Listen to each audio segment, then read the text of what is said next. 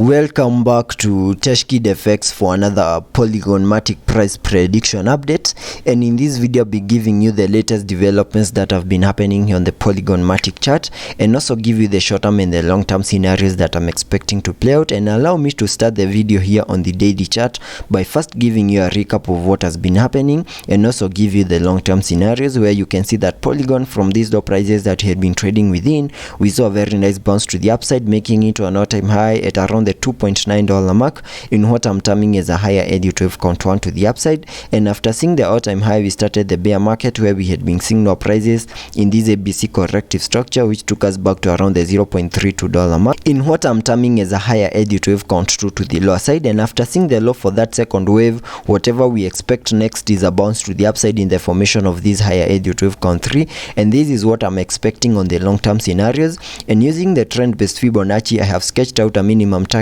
area to the upside in the formation of this wave 3 at the fib level 1.618, which perfectly lies at around the $5.0892 mark, and that is the minimum that I'm expecting that wave 3 to the upside to do before we continue seeing the formation of that wave 4 and then see a wave 5 to the upside. And jumping to the 4-hour chart to give you the short-term scenarios that I'm expecting to play out. Here on the 4-hour chart, you can see that I have this Elliot wave structure in blue, which is a fractal wave within the formation of that higher Elliot wave count 3 that I have shown you on the daily chart. And that is so because a wave 3 to the upside is an impulsive wave, and because of its impulsive nature, we also expect to see a fractal wave in formation within that higher Elliot wave count 3. And getting a little bit into the details of the formation of this Elliot wave structure in blue, because this is what is going to give me the short-term scenarios that I'm expecting to play out. I believe we have seen the first wave to the upside, that is the wave 1 of this Elliot wave structure in blue, having made its peak at around the $1.3 mark, and that is after seeing this Elliot wave structure that I have right here in yellow, which is a fractal wave within the formation of that first wave to the upside, and that is so because of its impulsive nature. And now my primary scenario is that in the formation of this second wave to the lower side,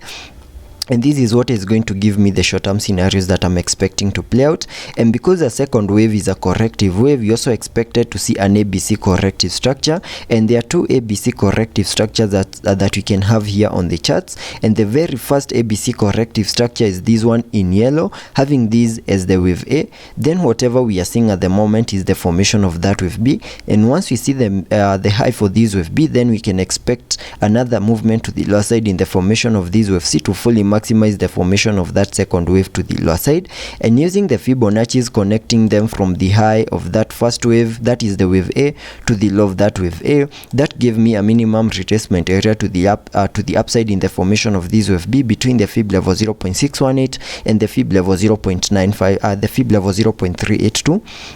And that target area lies between the $1.08 mark and the $0.9566 mark, and that is the minimum that I was expecting this wave B to the upside to do. And you can see we have retested into that target area, making our peak at around the $1.106 mark, and there are chances that we might have seen the high for this wave B. And now the big question is, how high can we go here on the Polygon Matic chart in the formation of this wave B before we continue seeing even lower prices in the formation of that wave C to fully maximize the formation of that second wave to the lower side. And here on the Polygon Matic chart, you can also see that we are trading above the 20-day MA. We are also holding above a key area of resistance at around the $0.95 mark, meaning we have the support that we need for us to continue pushing even higher and even manage to break out of this target area that I have right here as the minimum retracement area to the upside in the formation of that wave B. And in case that happens, then there are chances that the other ABC corrective structure that I have